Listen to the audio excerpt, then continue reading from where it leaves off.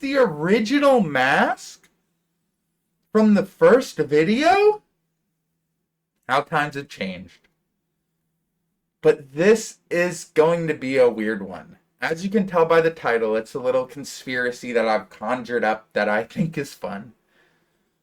And what inspired it is that there's this movie. It's called Brewster's Millions, where the character has to spend $30 million in a month to inherit $300 million.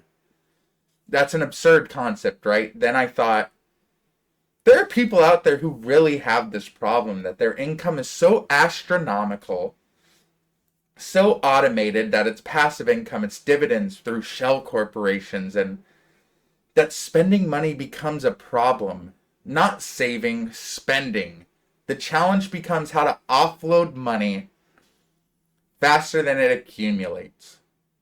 So how do you even do that? Sure, you can buy luxury cars and ridiculous mansions and art that cost more than a hospital wing, but is that all you think of when you think of wealth?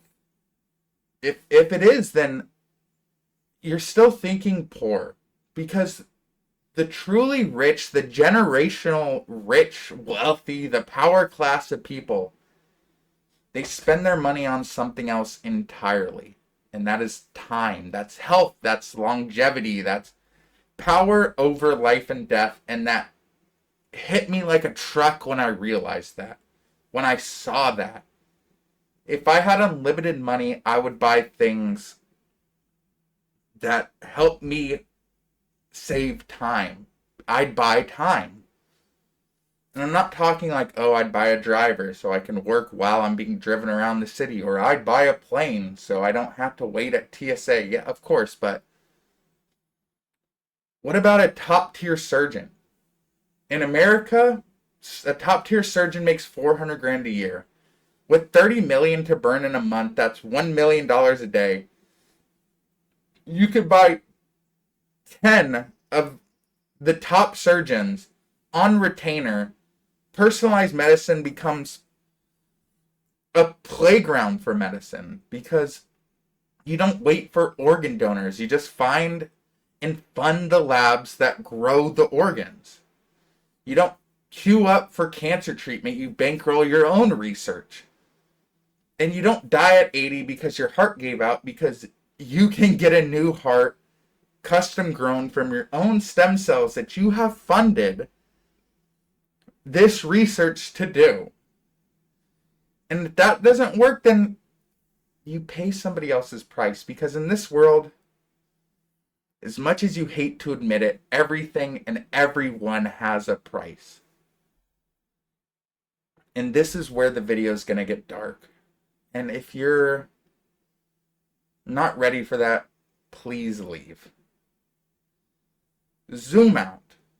Think globally. In India and parts of Africa and Southeast Asia, there are regions so financially devastated that a few $100s of US money can buy a week's worth of hard labor, or worse.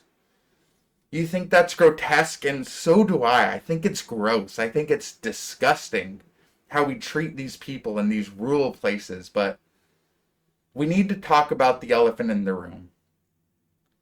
The uber-duber, stuber-duber rich are already doing this. Why do you think organ tourism exists? Why do you think biotech or bioethic boards are overwhelmed with gray areas, requesting for unnamed foundations that seem to be tied to some shell corporations and tax havens? And me even saying a sentence that blah, blah, blah, blah, blah, it goes to explain how complicated it is for a reason, so you don't know what's going on.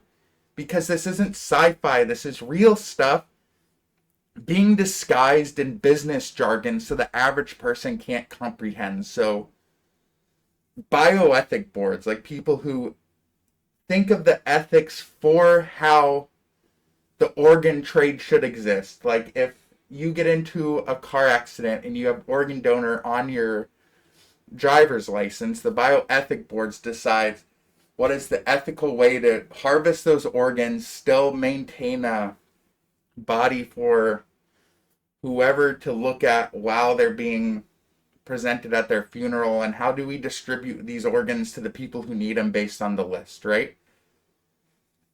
And then that seems to be tied to shell corporations, like big old companies who use these smaller companies to hide what they're doing so they're not linked to those companies directly. And those companies can be used as tax havens because if you funnel enough money through a certain shell company, it's a big thing. But when wealth reaches a certain tier, morality just stops scaling with it. It starts to become, how can we abuse the game rather than make it fair for everybody?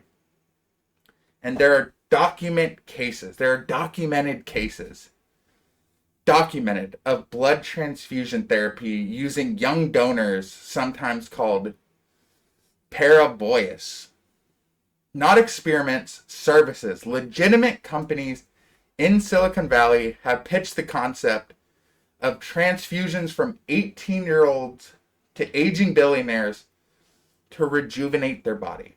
And that sounds vampiric. That sounds like something out of Twilight. And it is. It's real. Look up Ambrosia Inc. Ambrosia Inc.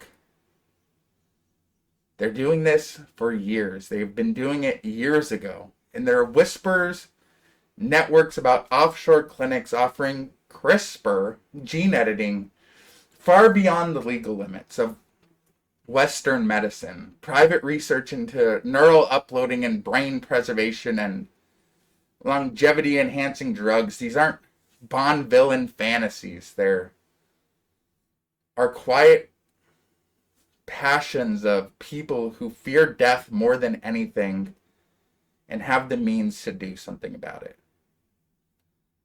So I dropped the ego for a minute and I asked myself, if I can imagine this, if I can do this research on my own with no resources, no real resources, no access to elite circles, then what the hell are they imagining? What kind of conversations happen in those private galas and retreats to the Davios and Monaco? And if I, a man in a ski mask, can imagine using my surplus, my capital, to buy time, what are they doing with their capital?